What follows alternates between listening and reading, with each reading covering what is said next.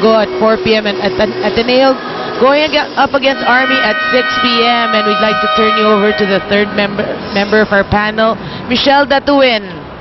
Yes, sabi ni Coach Shaq ng FEU Lady Tamaraws na extra challenge daw sa kanila tong conference na to. Naging mahirap daw para sa kanila na mabuo yung team dahil late na daw sila nakadecide na sumali. Aminado din siya na hindi daw 100% ang preparation dahil bihira daw sila makumpleto pagdating sa training. Dahil karamihan daw sa mga guest players may kanya-kanya ng work. Marami ding players from last conference na wala ngayon dahil pinag-focus daw muna nila sa studies. Basta sinasabi daw niya sa team na kailangan laging maganda ang game na ibibigay nila sa kalaban. Hindi dapat tinatanggal ang kumpiyansa sa katawan. Back to you guys. Well, that's a fact of life. When people start working, it's really hard to get all these the bunch together. But so far, so good also for FEU. And what's hard also for FEU is parang kalahati talaga. Guest players, kalahati. Your regular FEU players. So, yan, kailangan ng blending ng mga players yan. Medyo matagal yun. But of course, when you have players like Patrona, like Tabacero, and Ivy, sanay na rin naman yan na umikot and play for other schools. That's right. And Tajima, here C to Patrona.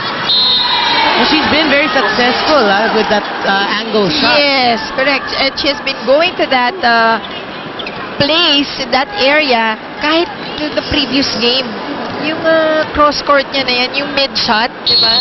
And why not? Successful eh. Oo. Good serve. Kainglet gets her over. Remulla. See, there you go. But Kainglet was there for the dig. Ito, pinali. Ang ganda may adjustment, Nahuli siya ni Kainglet doon. Yung next spike niya, down the line. O, ito naman sa gitna. That's right. But great floor defense being shown by the Ateneans as hindi naman masyadong maganda yung offense as that goes long for Eliza Valdez. That's right, and it's now tied at 9 apiece.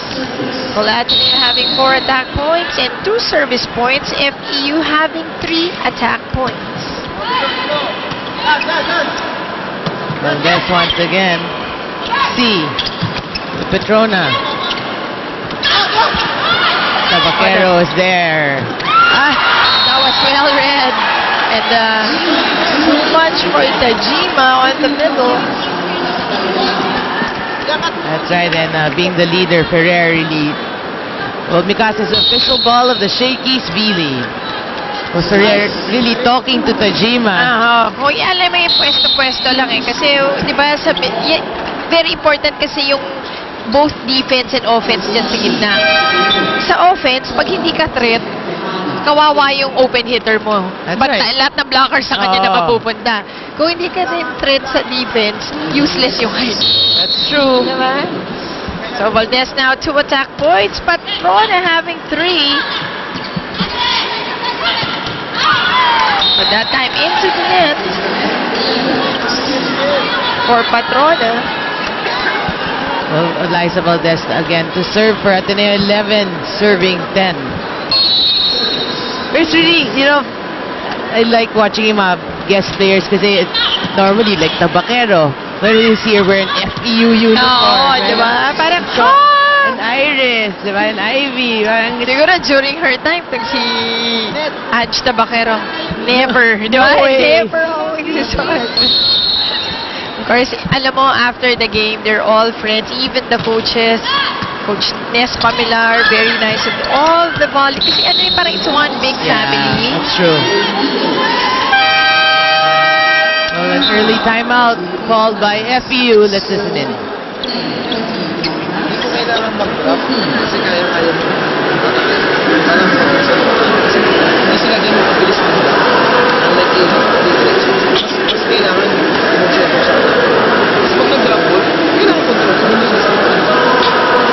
Receive lang muna tayo. Saka lang kasi pag naka-receive naman tayo, wala tayong problema sa atin.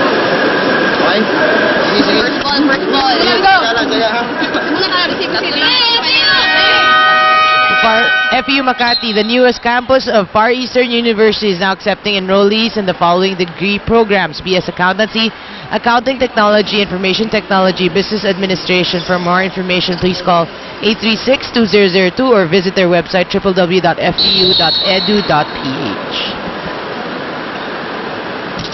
Liza Valdez, another top serve. Patrona.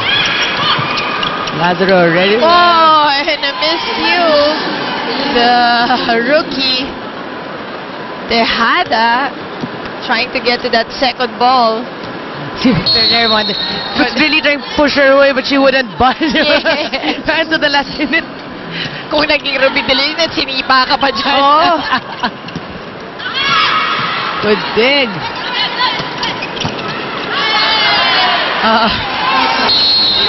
Poor dig there from Lazaro. Too much power as she sends it out.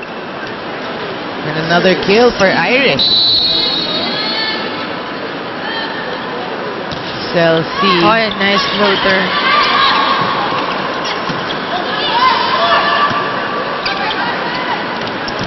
Irish. Again, spectacular showings by Iris Patrona. Galing eh. Relentless. That's what I Yeah. call it. Ano na dati, di ba? During Oo. our days. Grabe yung vertical leap. Tapos pag pumalo, locks. Oh, smart. Emilia Ferrer. But you know what? When you... Irish, I knew her when we were still playing. When you watch her play, you think, wow, this girl's tough. But when you meet her, she's the sweetest person. Ang taas-taas pa ng voice niya. But she's really nice. Anyway, Hervasio to Kainglet. Block. Hervasio was there. Ferrer back to Kainglet. Another block. Deja vu. Ivy and Eulalio just waiting for Kainglet. So, finally, Jemperer deciding to give it to Hervasio and she gets the point. That's right. Hindi na umaalis yung blockers dun sa harap ni ni Kainglet. Binabasa lang. So, Jemperer now with 4 excellent sets. Giselle C with 6. Win it, Eulalio again through the blockers. You know, they don't really go to win it a lot, but she has been successful.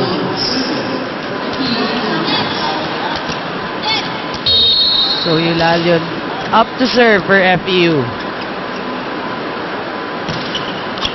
Good serve. Ferrer chasing it down. Joust. Patrona once again. Going down the line this time. Parang dali lang eh, no? We are now tied at 15 apiece.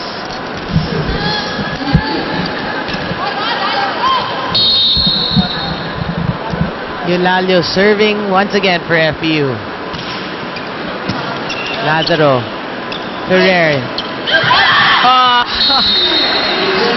Perfect execution. See, Phil, you'd see her really do that in a game. That's right, and Ateneo ahead 16-15.